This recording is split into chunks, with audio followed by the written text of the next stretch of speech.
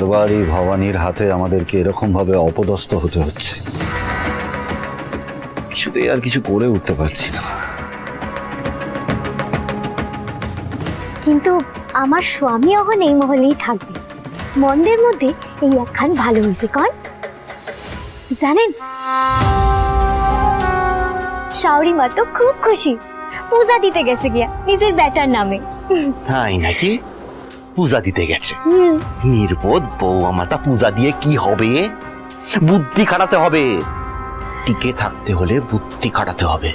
হ হ, আপনাকে মাথায় থেকে ঠিক বেরাইবো। নিন নিন পান সাবান, পান সাবাইতে সাবাইতে ভাবেন। বা মশাই, আমাদের প্রজাদের ঈশ্বর হলো গিয়ে এই রানী ভবানী। প্রজারা তাদের রানীমাকে শ্রদ্ধা করে, পুজো করে, সম্মান করে এবং ভয়ও পায়। কিন্তু তার চেয়ে বেশি প্রজারা একটা জিনিসকে ভয় পায়, তা হলো ধর্ম। তাই দেখলেন না, নিজেদের রানীমাকে মৃত্যুর মুখে দেখার পরও কিন্তু তারা বামুন ঠাকুরদের বিরুদ্ধে যাননি।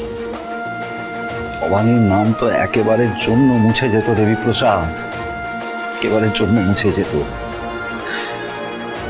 যদি না ওই লোকনাথ নাকি ওই লোকটা শেষ মুহূর্তে এসে হাজির না হতো। স্বচ্ছ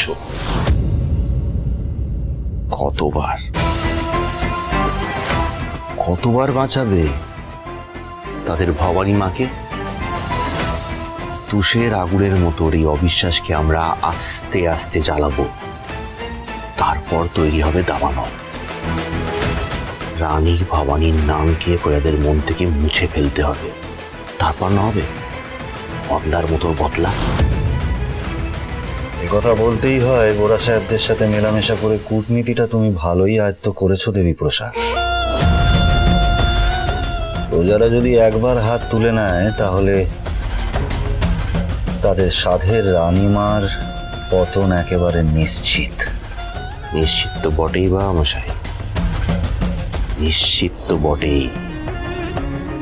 এবার নাটোরে শুরু হবে অকর্মের পর অকর্ম। দেখি কি করে বাঁচায় তাদের ভবানী মা।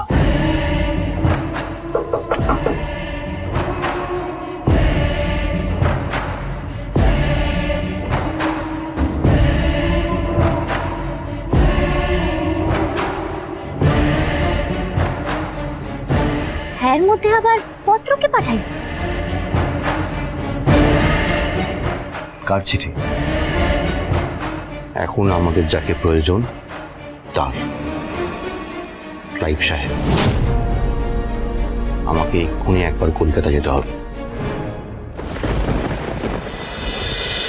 রাজরাজেশ্বরী রানী ভবানী, সোম থেকে রবি প্রতিদিন বিকেল 5টায় স্টার জলসায়।